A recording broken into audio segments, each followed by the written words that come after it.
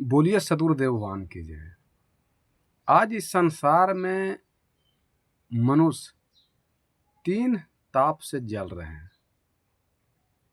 इस संसार में मनुष्य 3 ताप से, 3 दुख से निरंतर जल रहे हैं। तो इस तीनों दुख से बचने के लिए क्या उपाय है? जिसमें गोस्वामी तुलसी साहब के हिसाब से है दैविक, दैहिक और भौतिक दुख। 3 दुख से मनुष्य को निरंतर जलना पड़ रहा। आज 3 दुख से बचने के लिए क्या उपाय है?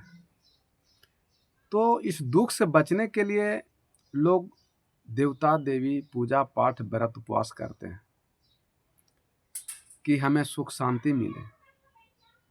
लेकिन संत का कहना है कि अगर आप राम शिव कृष्ण के पास में जाइएगा तो वहाँ आपको सुख शांति नहीं मिलेगा, वहाँ आपको दुखे दर्द पीड़ा मिलेगा। ये संतों का कहना है। क्योंकि गोस्वामी तुलसी साहब कहते हैं कि जब जब हो ही धर्म की हानि, बाढ़ ही असुरन अधम अभिमानी, तब तब प्रभु धरि मनुज शरीरा, हर ही कलेश कृपया जन पीरा। इस धरती पर अवतार 2 बताए जाते हैं, एक भगवंत का अवतार और एक संत का अवतार। तो भगवान का अवतार क्यों होता है और संत का अवतार क्यों होता है? तो जैसे रावण आया तो राम आए, तो राम रावण को मार दिए, विनाश कर दिए।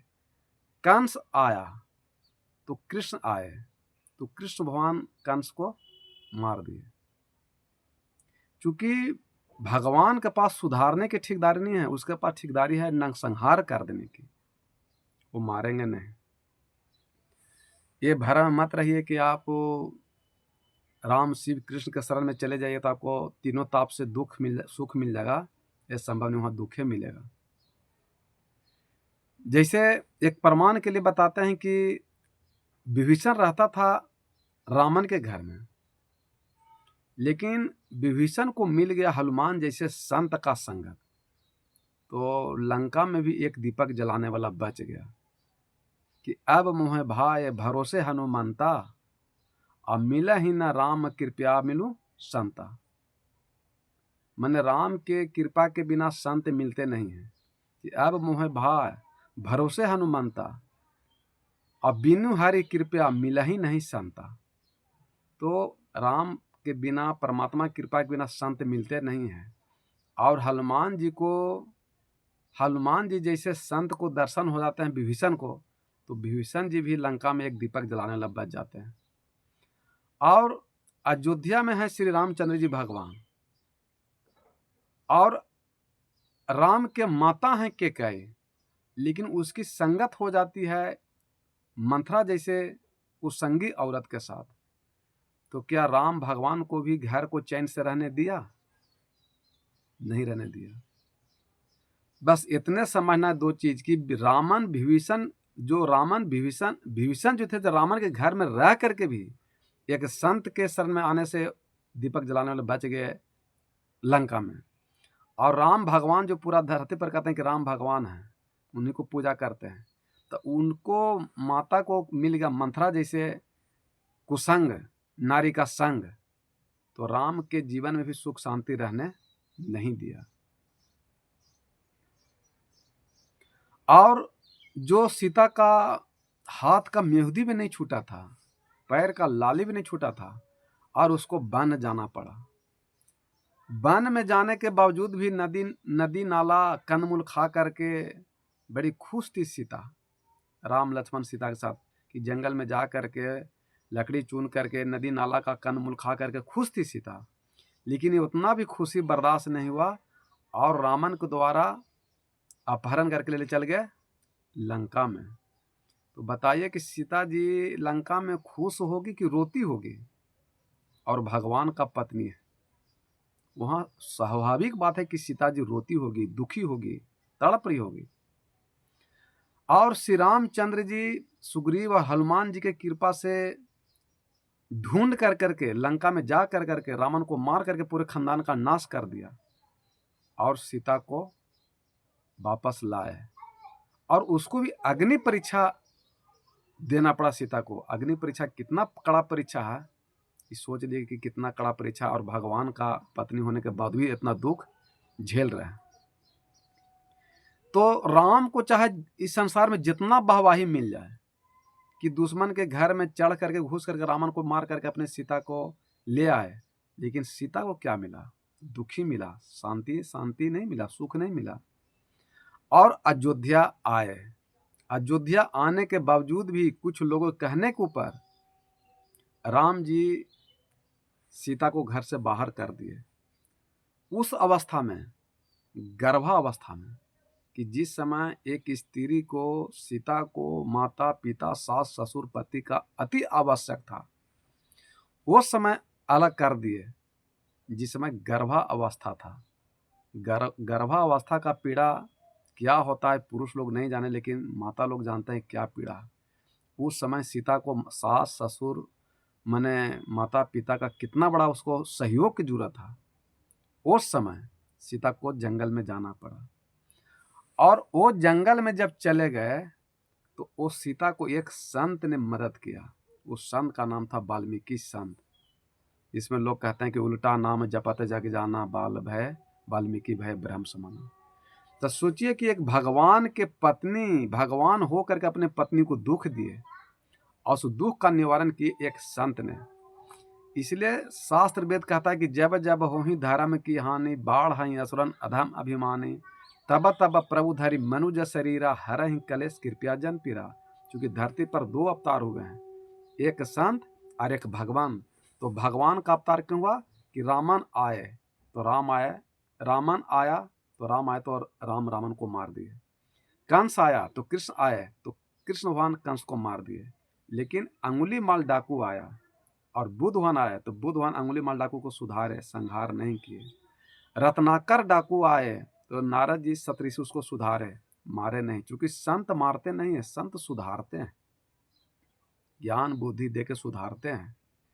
और भगवान सुधारते हैं, उनके पास ठेकेदारी सुधारने का नहीं, उसके पास मारने का है। जैसे आज धरती पर जो लोग पूजा पाठ जग व्रत उपवास कर रहे हैं, तो रामन से बड़ा धरती पर कोई शंकर भगवान का पुजारी नहीं होगा कि जग तप कर करके वो शंकर भगवान को खुश कर दिया। और खुश कर देने के बाद पूरा अस्त्र शस्त्र शक्ति सब शंकर भगवान खुश होकर प्रसन्न होकर के दे दिए रामन को। लेकिन वो रामन को साधु संत का संगति नहीं हुआ, तो अहंकार क्रोध घमंड बेविचारी में फंस गया। तो जिस शंकर भगवान ने आशीर्वाद दिए थे, वही शंकर भगवान उसको प्राण भी ले लिए, यानी वही राम ने उसको समाप्त भी कर दिए। भस्मासुर भी देखिए शंकर भगवान का पूजा, जबकि वो राक्षस है, और राक्षस हो करके भी पूजा पाठ व्रत उपवास कर करके शंकर भगवान खुश कर दिया। लेकिन उस जप के तप के बल पर जो धन मिला, शंकर भगवान के द्वारा जो आशीर्वाद मिला, उसको ज्ञान बुद्धि विवेक से नहीं रख पाया और वो दुरुपयोग में लगा दिया। तो भस्मासुर भी जब शंकर को प्रसन्न कर दिया भजन भक्ति सत्संग करके, तो शंकर भगवान कहें कि वर मांगो हम तुमसे खुश हैं। तो भस्मासुर कहें कि हम जिसके हाथ पर सर रख दें वो भस्म हो जाए। शंकर भगवान कहें कि तथास्तु। लेकिन वो शंकर भगवान को भस्म करना चाहे, ये सब आप लोग जानते भी हैं। एक कथा इसलिए कर रहे हैं कि सोचिए कि रामन इतना बड़ा पूजा पाठ करता था और फिर भी सत्संग में नहीं गया, सदाचारी नहीं था, सत्संग से नहीं जुड़ा, तो उसका मन कर्म सब विषय वासना से जुड़ गया, अहंकार और घमंड से, तो रामन को भी विनाश हो गया।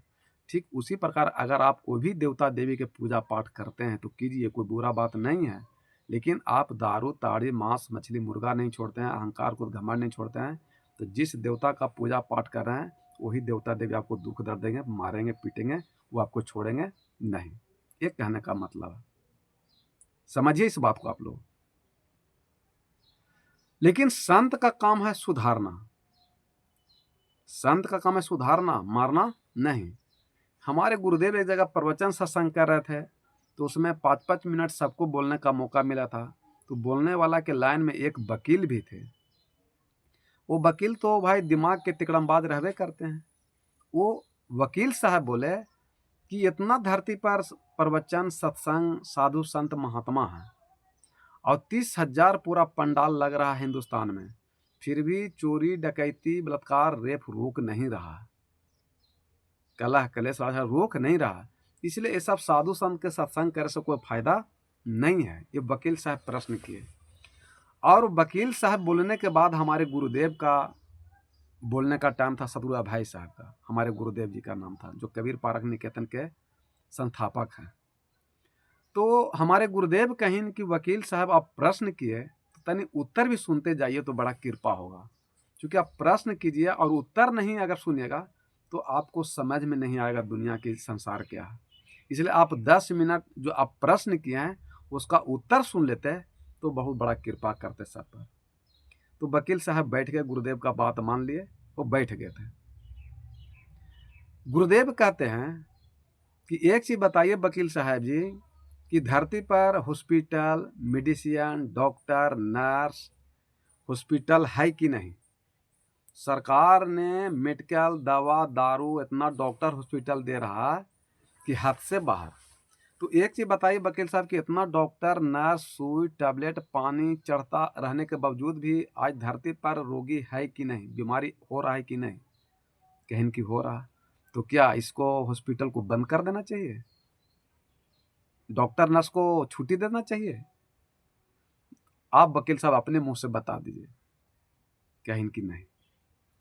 फिर गुरुदेव कहीं की मास्टर है, कॉपी है, कलम है, किताब है, यूनिवर्सिटी है, प्रोफेसर हैं, और सरकार न जाने कितना शिक्षा के ऊपर कलम कॉपी सरकार पैसा खर्च कर रहे हैं। प्रोफेसर को एक वो प्रोफेसर के 1.5-2 लाख रुपया सैलरी है, मास्टर के 50 साल सैलरी है, 80,000 सैलरी है, और पढ़ाई में करोड़ों अरबों रुपया खर्च है सरकार का कलम कॉपी बिल्डिंग बिल्डिंग बनाने में। और इतना शिक्षा होने के बावजूद भी, देने के बावजूद भी, क्या अभी हमारे देश में अनपढ़ की संख्या नहीं है? तो वकील साहब कहीं की बताइए, हमारे गुरुदेव कहीं की वकील साहब बोले कि अनपढ़ की संख्या है कि नहीं? तो कहीं की है। तो क्या स्कूल बंद कर देना चाहिए? प्रोफेसर मास्टर को सबको हटा देना चाहिए? कलम पेंसिल स्कूल में देना बंद कर देना चाहिए सरकार को? कहीं की नहीं। फिर गुरुदेव कहीं की जज है, डीएम, एसपी, दरोगा, थाना, पुलिस, कोर्ट कचहरी, मुंशी, मैनेजर सब है, धरती पर है, और उसके बावजूद भी चोरी, डकैती, मार पीट, लूट घसोट हो रहा है संसार में, हिंदुस्तान में। तो इतना जज, पुलिस, कोर्ट कचहरी, थाना, पुलिस होने के बावजूद भी लूट मार अगर हो रहा है वकील साहब, तो क्या कोर्ट कचहरी पुलिस थाना को बंद कर देना चाहिए? आप अपने मुख से बताइए, कहीं कि नहीं बंद नहीं करना चाहिए। तो एक चीज बताइए कि डॉक्टर, नर्स, सुई, मेडिकल, इतना सरकार पैसा खर्च करने के बावजूद भी अभी हमारे देश में बीमारी की ताता कम नहीं है। तो अगर ये मेडिकल, सुई, दवा, दारू, हॉस्पिटल, डॉक्टर अगर बंद कर दिया जाए तो वकील साहब अपने मुख से बताइए कि मरीज का, मनुष्य का स्थिति क्या होगा, बीमारी बढ़ेगा कि घटेगा? आप अपने बताइए मुख से कि डॉक्टर हॉस्पिटल को बंद कर देना चाहिए। अगर अभी चल रहा है तो इतना बीमारी है, अगर डॉक्टर, मेडिसिन, सुई, दवा अगर बंद हो जाएगा, सरकार अगर दवा दारू देना बंद कर देगा तो मनुष्य का क्या स्थिति होगा? आप अपने मुख से बताइए। इसको बंद कर देना चाहिए? मेडिकल, दवा, दारू, डॉक्टर, मेडिसिन, गोली सब बंद कर देना चाहिए सरकार को, डॉक्टर को? अगर बंद हो जाएगा तो रोगी का क्या हालत होगा? आप अपने मुख से वकील साहब बता दीजिए।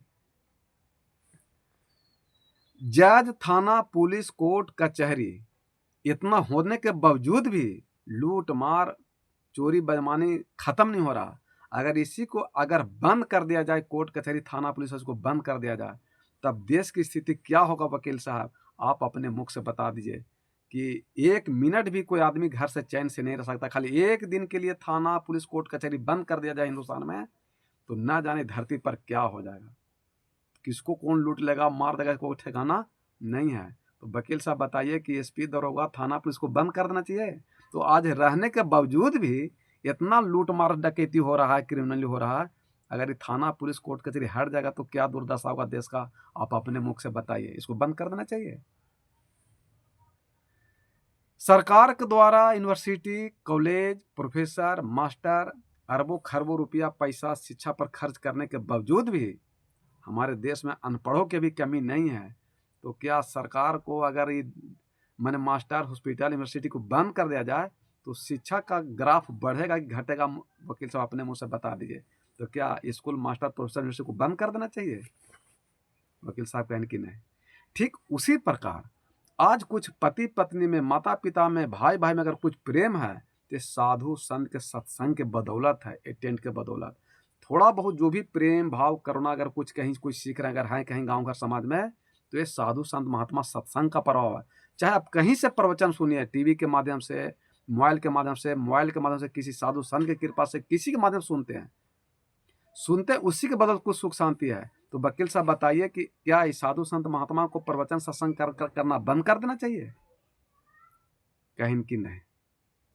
आज भाई भाई में कुछ प्रेम है, पति पत्नी में कुछ प्रेम है, घर में कुछ सुख शांति अगर कोई घर में है तो उसका नाम है सत्संग। सत्संग है, इसलिए सत्संग से जुड़िए। और सत्संग में अगर कहीं हो भी रहा तो सत्संग में जाने के लिए लोग न्योता खोजता है कि हमको न्योता नहीं मिला, वहां जाएंगे नहीं। कहेंगे क्या करेंगे सत्संग में जाके? चलो ताश खेलेंगे। वो साधु संत महात्मा क्या सुनेंगे? चलो महात्मा को बैठ करके ताश उस खेलेंगे जो बढ़िया है गांव घर में बैठ करके। लेकिन सत्संग में जाने से आदमी रोक देते हैं। लेकिन किसी बेचारा ने कहीं ना है कि जहां सत्संग होता है वहां पर नीति जाओ तुम, वहां पर नीति जाओ तुम। हमें फुर्सत नहीं कह कर ये मौका मत गमाओ तुम, ये मौका मत गमाओ तुम। तो जहाँ सत्संग होता है वहाँ जाना चाहिए, लेकिन सत्संग में जाने के लिए कोई तैयार नहीं है। आप लोग सब रत्नाकर डाकू का कथा सुनते हैं, थोड़ी इसको हम ताज़ा कर दें कि रत्नाकर डाकू बहुत बड़ा क्रिमिनल था जो लूट मार कर करके सबको, अपने परिवार का भरण पोषण करता था। उसी रास्ते से नारद जी सप्तऋषि चल जा रहे थे, तो गांव के आदमी सब नारद जी से मिले, प्रणाम पाती किए और कहें कि प्रभु आप लोग तो दुख निवारण करने वाले हैं, सब लोगों को सुख शांति देने वाले हैं परिवार में। तो इस देखिए हमारे गांव में एक रत्नाकर डाकू है, उसको जरा आप सुधार देते तो बड़ा कृपा होता। कहीं कि भाई संत को काम है लोगों को सुधारना, संहार करना काम नहीं है। तो जिस रास्ते में रत्नाकर डाकू रहता था उसी रास्ते से नारद जी जा रहे थे, और नारद जी जिस रास्ते से जा रहे थे उसी रास्ते में रत्नाकर डाकू रहता था और लोगों के मार के, लूट के, घसोट करके अपने पूरे परिवार का भोजन भात चलाता था। रत्नाकर डाकू देखा कि साधु महात्मा आ रहा है, कहने कि ठहरो, लाओ झोला इधर लाओ, ये जो इसमें जितना पैसा कौड़ी है सब महात्मा जी लाइए। कहें कि साधु संत महात्मा के झोला में धन नहीं रहता, खाली पोथी पतरा रहता है। और साधु संत महात्मा के पास जो धन रहता है वो धन देंगे तो तुम लेगा नहीं। कहेंगे आप कौन धन की बात करते हैं? कहें कि हमको तो धन वो चाहिए जिससे बेटा बेटी पति पत्नी का पेट भरता है, वो धन चाहिए माता पिता का। लेकिन कहीं साधु संत के पास वो धन नहीं रहता। साधु संत के पास रहता है आत्मज्ञान धन, जिससे मोक्ष मुक्ति निर्माण केवल मिलता है। जिसमें किसी बेचारा कहते हैं कि आत्मज्ञान के हीरे मोती संत बिखेरे गली गली, ले लो रे कोई संत का प्यारा शोर मचाऊं गली गली। आत्मज्ञान के हीरे मोती संत बिखेरे गली गली, ले लो रे कोई संत का प्यारा शोर मचाऊं गली गली। ये आत्मज्ञान के हीरे मोती संत गली गली में बिखेरते हैं, लुटा रहे हैं कि लूट लो, तो फिर नहीं लुटिएगा तो फिर दोबारा मिलने वाला नहीं है। सुमरन कर ले राम का काल गहे कर केस, ना जाने कि तुम्हारी हो क्या क्या क्या घर क्या परदेश। ये शरीर रूपी में जो आत्मा है ये काल कखनी पकड़ ले जो कोई ठिकाना नहीं है। लेकिन अगर आप आत्मा को सारे विषय वासना से मुक्त कर देते हैं तो फिर काल का बाप भी आत्मा को पकड़ नहीं सकता। ये जगता पूजा पाठ करने से आपका आत्मा मुक्त नहीं हो सकता। जब भी मुक्त होगा तो संतों की संगत से ही। तीनों ताप से दुख से बचना चाहते हैं तो संतों की संगत से ही आपको तीनों ताप से सुख शांति विश्राम मिल सकता है, दूसरा कहीं कोई उपाय नहीं है। रत्नाकर कहें कि नारद जी झोला लाइए, हमको न तो छुड़ा पेल देंगे मार देंगे। तो गुंडा मार ही देगा। तो नारद जी से झोला छीन लिया रत्नाकर डाकू, और छीन करके देखा झोला में, तो उसमें तो पोथी पत्रा केवल था और कुछ था नहीं। कहें कि इसमें तो धन है नहीं। कहें कि आप कौन धन की बात कर रहे हैं? तो कहें जिससे परिवार का पेट भरता है। कहें कि वो धन झोला में नहीं है। साधु संत के पास ज्ञान धन होता है, राम रतन धन होता है, बुद्धि विवेक धन होता है। वो सब धन संत के पास नहीं रहता है। और जिस संत के पास में धन है वो साधु संत नहीं है। साधु संत के क्या मतलब है धन से? केवल रोटी कपड़ा और मकान मिल जाए, पेट भर से मतलब है। भजन भक्ति मन लागो यारो फकीरी में, भली बुरी सबकी सुन लीजिए, कर गुजारा गरीबी में। झोला में धन नहीं था। रत्नाकर कहा कि धन लाओ तो तुम लोग को सातों को मार देंगे, बच्चे नहीं देंगे। इसी का देखिए सत्संग है। तो रत्नाकर को नहीं पता है कि सत्संग क्या कहते हैं, लेकिन नारद जी और रत्नाकर डाकू के बीच में सत्संग शुरू हो गया। इसी का नाम सत्संग है। कहें कि ठीक है, हम लोग के सातों को तुम मार देना, लेकिन एक बताओ कि मरने वाला के अंतिम इच्छा पूरा किया जाता है, अंतिम इच्छा पूरा नहीं करेगा? ये संसार का विधान है कि मनुष्य को जब मौत आता है, जब उसको फांसी भी दिया जाता है, तो उससे पूछता है कि तुम्हारा आपका अंतिम इच्छा कुछ है? तो कहते हैं कि हाँ है। तो क्या इच्छा बताओ? तो वो अंतिम इच्छा तुम हमारा हम लोग का शत्रु से पूरा नहीं करेगा? कहीं कि हाँ, ऐसा तो विधान है हमारे देश में। तो रत्नाकर कहीं कि बोलिए क्या इच्छा है? तो नारद जी कहें कि एक चीज़ बताओ कि ये हमारा अंतिम इच्छा है कि जो तुम मार चोरी डकैती बेईमानी शैतानी कर रहे हो, ये किसके लिए कर रहे हो? तो परिवार के लिए। तो तुम जो पाप कर रहे हो, उस पाप का भागी तुम्हारा पत्नी माता पिता पुत्र बनेगा? कहन क्यों नहीं बनेगा? एकदम बनेगा। कहन कि यही तो भरम है, यही तो भरम है। रत्नाकर कहन कि देखो, ये सब साधु महात्मा के बाद हमको बुझलाओ नहीं, न तो हम तुमको हम भोग करके मार देंगे। कौची सब हमको अरवचन प्रवचन के फिर हम फंसैले, चूँकि उसको तो धन से मतलब था। कहेंगे ठीक है तो हमको मार देना, लेकिन एक चीज़ बताओ कि जिसके लिए तुम चोरी डकैती इतना मटर कर रहे हो, जिस परिवार के लिए, वो पाप का भागी बनेगा? कहीं क्यों नहीं बना? कहीं कहीं कि नारद जी कहीं पूछे हो? कहीं नहीं पूछे तो नहीं है। तो जाओ एक बार पूछ करके आओ। कहें कि हो सधुआए बाबा जी वाला बात बोल रहे हैं कि हम लोग पूछे चल रहे हैं घर, तो लोग सातों से भाग जाइएगा। क्योंकि डकैत तो डकैते न होगा, मूर्ख तो मूर्खे न होगा। वो तो समझ नहीं सकता, बहुत कठिन है संत मूर्ख को समझाना। इसलिए कबीर साहब कहीं ना है कि मूर्ख के समझाते ज्ञान गाठ का जाए, कोयला भय न उजला 9 मन सामुन लाए। अगर कोयला में 9 मन भी सामुन लगा दीजिएगा तो सामुन करिया हो जाएगा, लेकिन कोयला उजला नहीं हो सकता। ठीक उसी प्रकार इस धरती पर मूर्ख को समझाना, आपका ज्ञान का गाठ चल जाए, लेकिन मूर्ख अज्ञानता में समझ नहीं सकता। कहीं कि हम जाएंगे घर, आप लोग साथ तो भाग जाइएगा? कहीं कि नहीं, देव ऋषि बानी मिथ्या न होता गलत। जो साधु संत बोल दिया वो गलत नहीं बोलेंगे, जो बोलेंगे जो करेंगे वही बोलेंगे। तो तुम आओ पूछ करके। कहीं कि नहीं, तुम लोग साथों भाग जाओगे। नारद जी कहते हैं कि जिस परिवार के लिए तुम चोरी डकैती झूठ कर रहे हो, रात दिन मन कर रहे हो गलत कर्म, वो तुम्हारा परिवार साथ भी नहीं देगा। नारद जी कहते हैं कि समझ लो ये परिवार कब तक रहेगा? क्वेश्चन मार्क है। इसका सुख दे प्यार कब तक मिलेगा? इसका कब तक मिलेगा परिवार का सुख शांति? जो परिवार में पागल है, कब तक इसका सुख शांति मिलेगा? ये विधि है, संसार का विधि विधान, एक दिन संसार छोड़ के जाना है। समझ लो ये परिवार कब तक रहेगा, इसका सुख दे प्यार कब तक रहेगा। जो माना है अधिकार, जो माना है अधिकार कब तक रहेगा। नहीं समझ पाना महामूढ़ता है, सकल संत गुरु जन जो समझा रहे हैं कि चर्चा भुलाना महामूढ़ता है। जो साधु संत के बात नहीं बोलते वो महामूढ़ का है। ये संत पथिक जी बात कही ना अगले पंक्ति में कि जहाँ रह रहे हो निकलना पड़ेगा, नहीं चाहने पर भी चलना पड़ेगा। जिसे खोकर भी हाथ मलना पड़ेगा, वहाँ मन फसाना महामूढ़ता है। सकल संत गुरु जन जो समझा रहे हैं कि चर्चा भुलाना महामूढ़ता है। बड़े भाग्य से मानो नर तन मिला है, निरर्थक बिताना महामूढ़ता है।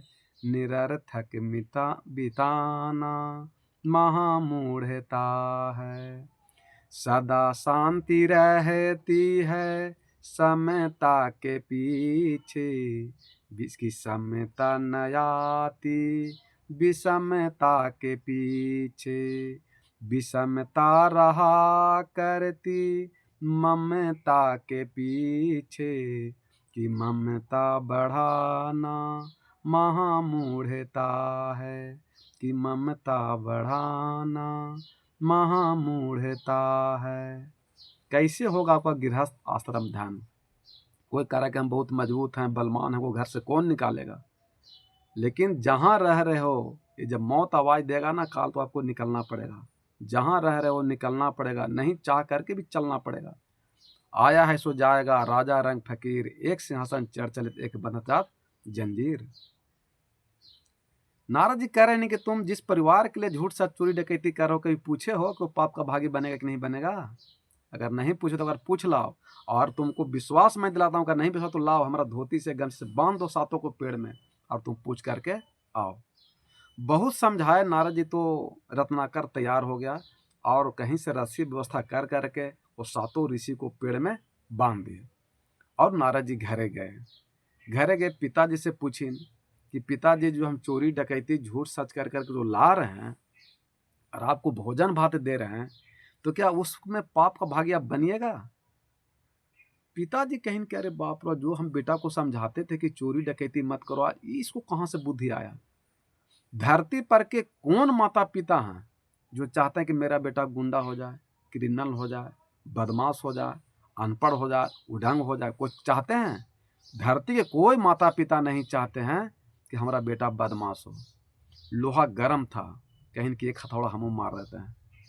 पिताजी कहें कि बेटा, एक चीज प्रश्न तुमसे हमसे करते हैं कि जब तुमको माँ 9 महीना घर में रखा, जन्म दिए, हम मजूरी मेहनत कर करके तुमको पढ़ाई लिखाए इतना बड़ा किए, आज हम वृद्ध हो गए, तो तुमको हम कभी पूछे गए थे कि जो हम कमा के ला रहे हैं उसमें आपका पाप का भागी बेटा तुम बने कि नहीं बनेगो? हम कभी तुमसे पूछे नहीं पूछे? तो रत्नाकर कहा कि नहीं पूछे। तो हमारा जब कर्तव्य धर्म था तो तुमको मेहनत मजूरी कर करके हम दुख दर करके तुमको पढ़ाई लिखाए पोस पाल के बड़ा कर दिए। अब हम वृद्ध हो गए, बूढ़ा हो गए, लाचार हो गए, अब हमको रोटी तुम कहाँ से खिला रहे हो? हमको खाए पिए से मतलब, तुम चोरी करके ला रहे हो, डकैती करके ला रहे हो, कहाँ से? उससे हमको कोई मतलब नहीं है। ये तो हमको भाई खाए पिए से मतलब है। ये तुम्हारी पाप का भागी तुमको स्वयं भोगना पड़ेगा, हमको भोगने पड़े, हम उसमें कोई भागी नहीं बने।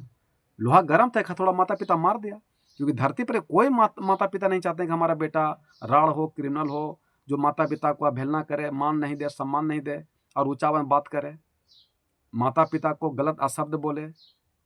कभी नहीं, कोई नहीं चाहता, सब चाहता है।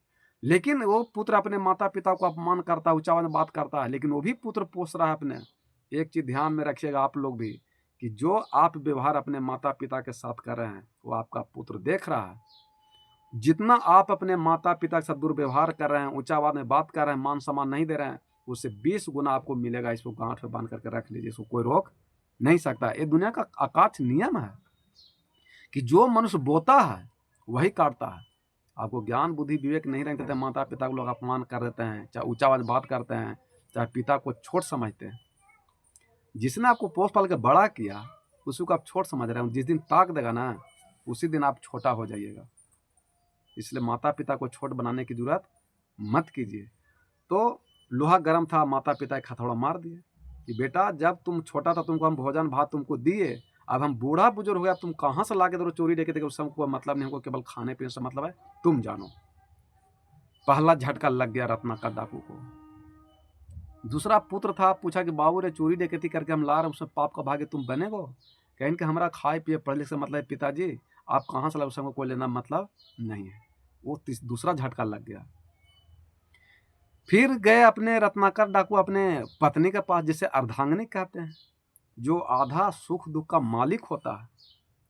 अरे पत्नी तो वही है धरती पर जो अपने पति को पतन से बचा ले, और पत्नी है आज जो बुरे कर्म से पाप के रास्ते हटा करके, जो अधर्म के रास्ते पर से हटा करके धर्म के रास्ते पर खड़ा कर दे, उसे धर्म पत्नी कहते हैं, धर्म पत्नी कहते हैं। ये पत्नी बनना इतना आसान नहीं है संसार में, पति बनना इतना आसान नहीं संसार में, पिता बनना इतना आसान नहीं है, सास बनना, बहू बनना इतना आसान नहीं है। इसको सास बहू बेटा बनना भी आसान है, इसको निभाना बहुत कठिन है। कहा रत्नाकर डाकू अपने पत्नी से कि प्रिय बताओ, जब हम चोरी डकैती कर करके जो ला रहे हैं धन, क्या उसमें तुम पाप का भागी बनेगो? तो धरती पर के कौन पत्नी है जो चाहते हैं कि मेरा पति क्रिमिनल हो जाए, गुंडा हो जाए, बदमाश हो जाए? कोई चाहते हैं? कोई दुष्टे नारी होगा तो चाहेगा कि हमारा पति दारू ताड़ी मांस मुर्गा चोरी बेमानी लड़ाई झगड़ा करे। तो अगर सब नारी रहेगा देवी रहेगा तो कभी नहीं कर सकता है, लेकिन नागिन रहेगा तो कह सकता है। क्योंकि सदगुरु कबीर साहब कहते हैं कि नारी की परछाई पड़े अंधा हो तो भुजंग, ये नर कैसे बाँचे जो नारी के संग। कि अगर दिन में अगर नारी खड़ा है औरत और उसके परछाई में अगर गोहमन सांप भी आ जाए तो गोहमन सांप अंधा हो जाएगा। सोच लीजिए कि कितना बड़ा बात बोली नहीं कि औरत ये कितना बड़ा है कि उसके परछाई में अगर गोहमन सांप भी आ जाए तो वो गोहमन सांप अंधा हो जाएगा। लेकिन सोचिए कि जो पुरुष उस नारी के साथ में रह रहा है उसका क्या दुर्दशा होगा। वो तो जो है पुरुष वो पत्नी के साथ स्त्री के साथ वही जान सकता है। इसलिए कि नारी की परछाई पड़े अंधा हो तो भुजंग, ए नर कैसे बाँचे जो नारी के संग। नागिन के तो दुइये फन नारी के फन 20, नागिन डसा तो बचा पाए नारी डसा न बचा पाए 20। कि अगर गोहमन सांप काट लिया नागिन तो कोई उसको डॉक्टर वैद्य बचा सकता है, लेकिन किसी का इस संसार में अगर पत्नी नागिन हो गया तो उससे धरती पर कोई बचा नहीं सकता।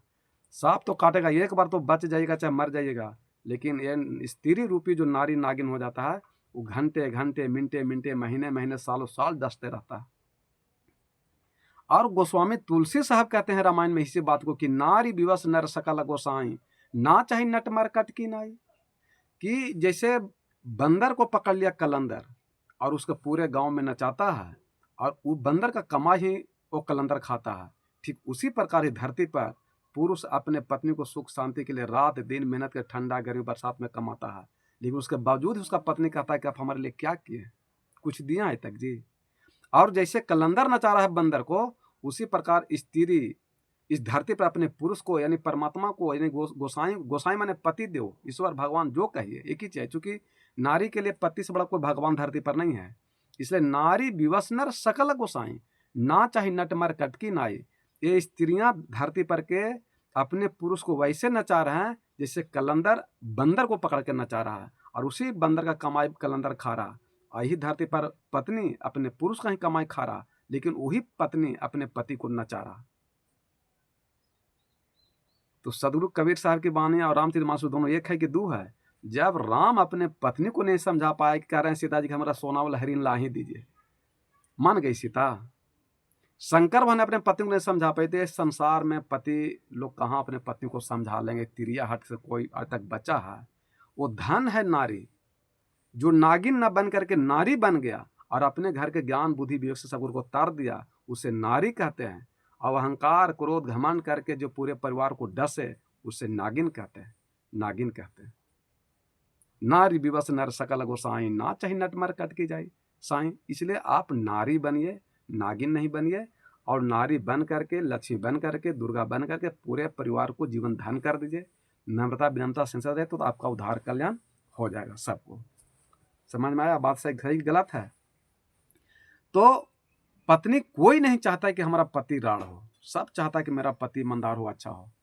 कहीं पत्नी रत्नाकर को कहे कि प्रिय स्वामी जी ये बताइए कि एक प्रश्न आपका कि रात आप खाना क्या खाए थे? तो रत्नाकर को बहुत गुस्सा है कि वहाँ 7 ऋषि को बांध करके आए, कहेंगे हम तुमसे प्रश्न कर रहा, उल्टी तो हमसे ही प्रश्न कर दिया। तो उसकी पत्नी करें कि इसी प्रश्न के उत्तर में आपका भी उत्तर है। कहेंगे पूछो जल्दी क्या पूछना। कहेंगे कि रातें आप खाना क्या खाए थे? कहेंगे कि दाल भात सब्जी पापड़ अचार खाए थे।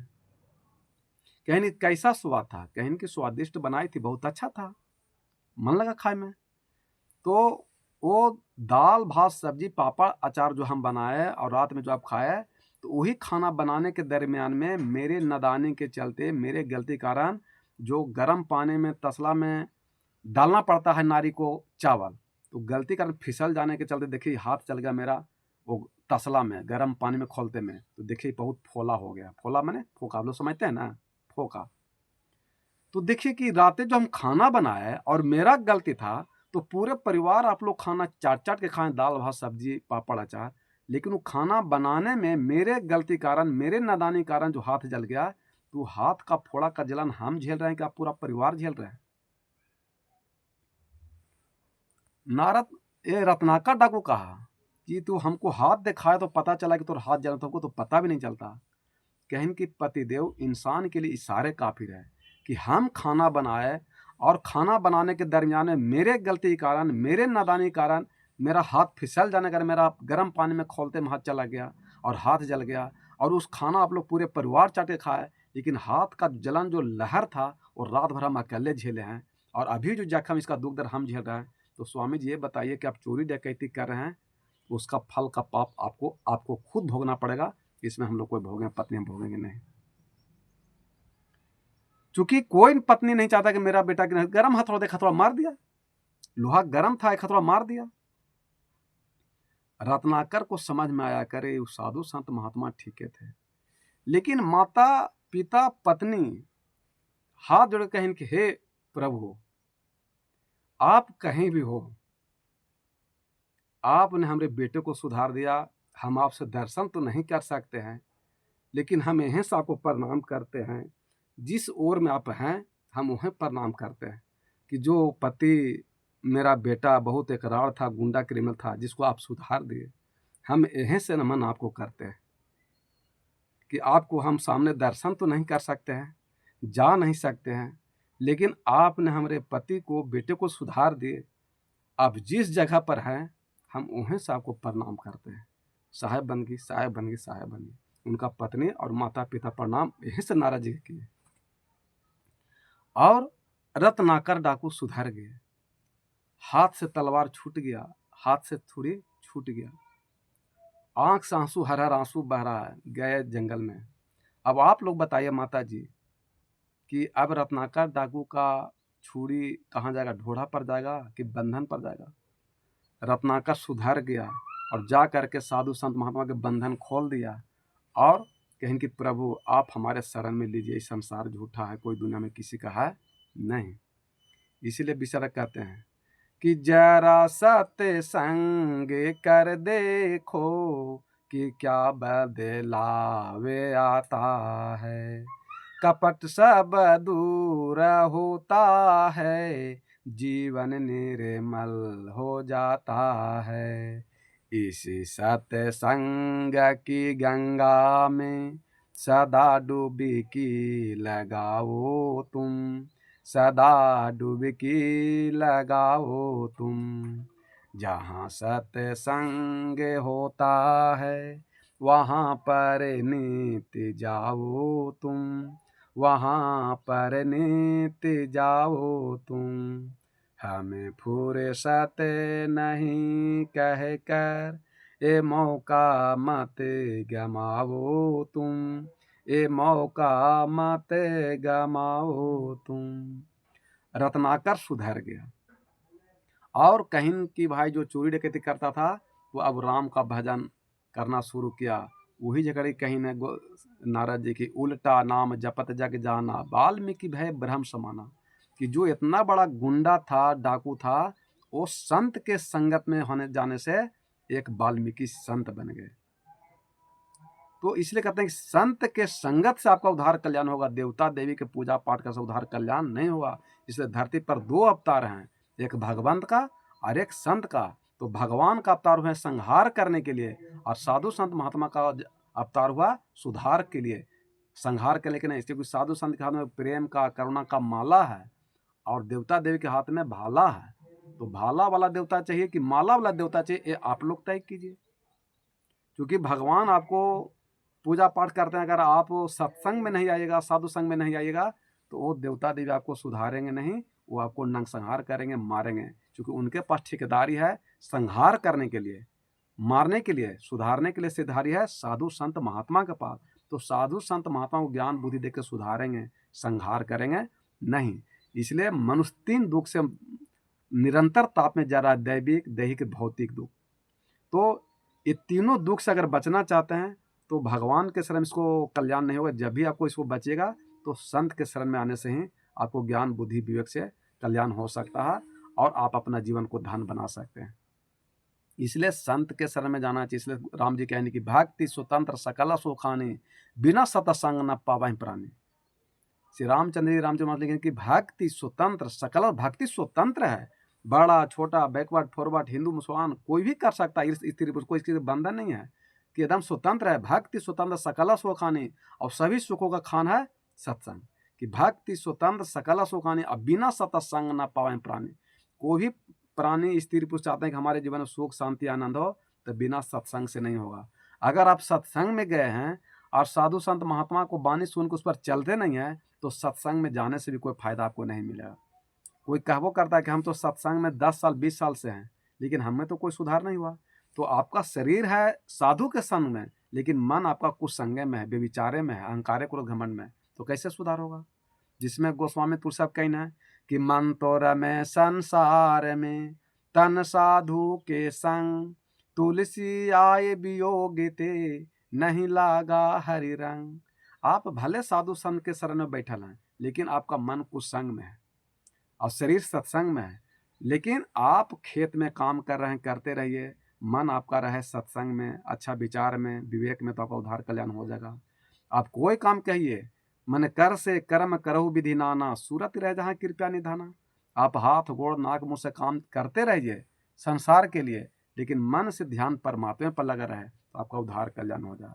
क्योंकि मन आपका अहंकार क्रोध घमंड में नहीं जाए, निंदा शिकायत में नहीं जाए, लड़ाई झगड़ा में नहीं जाए, कल्ला कलेश चिंता टेंशन में नहीं जाए, तो आप कहीं भी रह करके राम तत्व को प्राप्त कर सकते हैं, चेतनात्मा राम को प्राप्त कर सकते हैं, उसमें कोई दुमत नहीं है।